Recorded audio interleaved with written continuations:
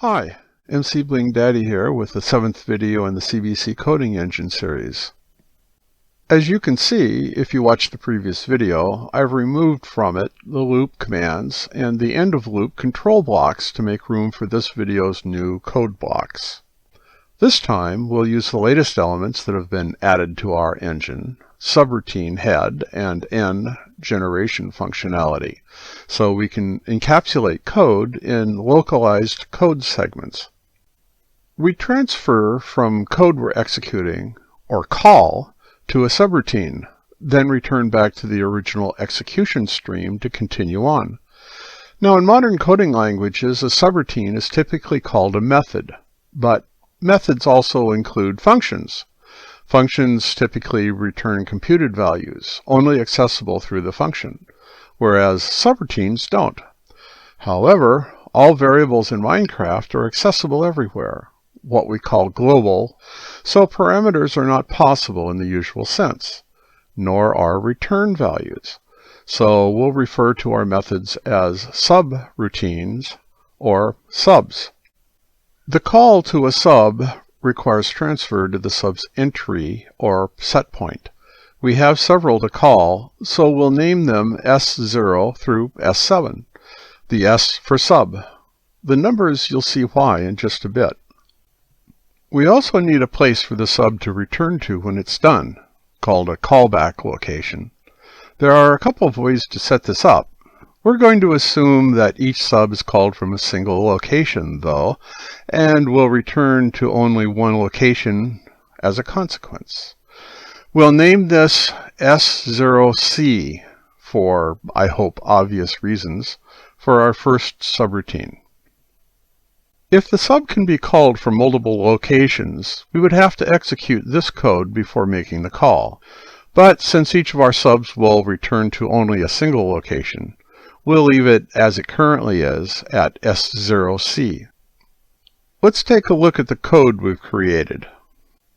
There are several more subcalls to make, so I'll create them out of view, then return here. The calls to subs follow one another, so the subs get called in order, 0 through 7.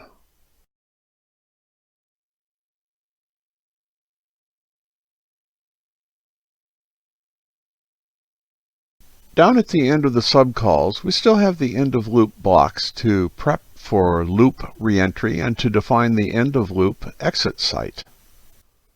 Let's go create the subs now. We'll give ourselves some room for each sub definition, a little more for the first, then a couple of rows for each of the others when we get to them.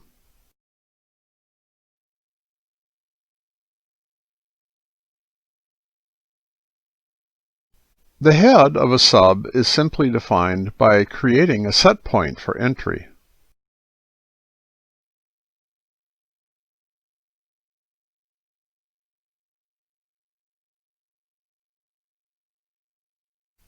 Our subroutine will execute a command similar to the ones we've been using for all the previous videos, but will be horizontal rather than vertical. First, a block will be placed under where the WC will move to, and then WC gets moved.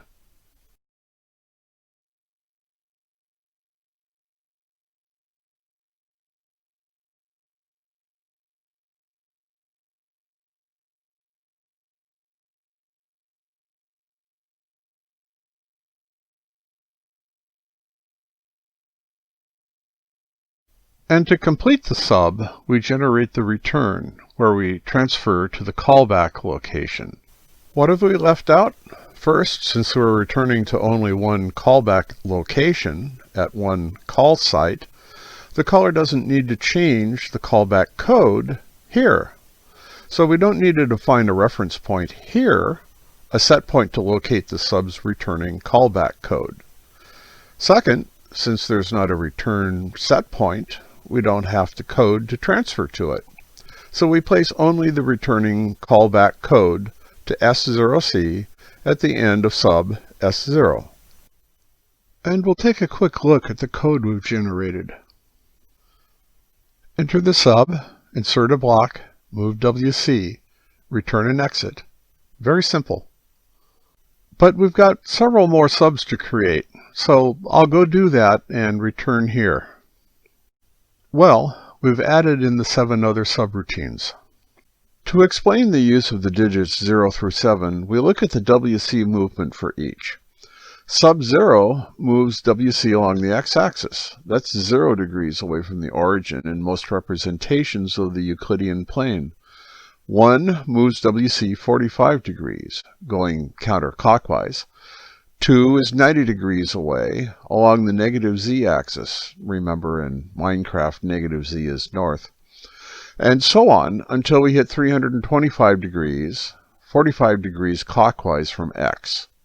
So 0 to 7 runs us around a circle from 0 to 325 degrees in 45 degree increments.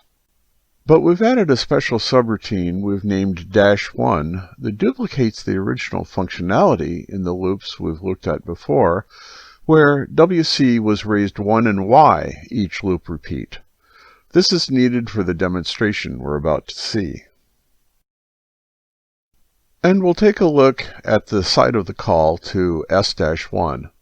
It has the transfer and set point functionalities for the call.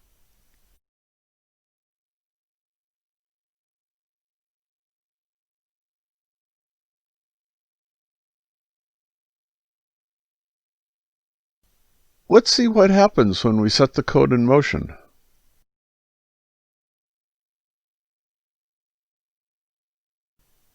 You can see the cascade of subs executing one at a time.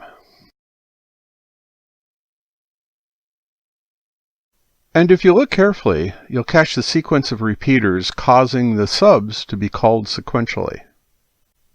That's it for now. Next we'll look at the switch functionality. Got some interesting stuff going on there that integrates nicely with the subroutines we just saw. Join me then, and thanks for watching.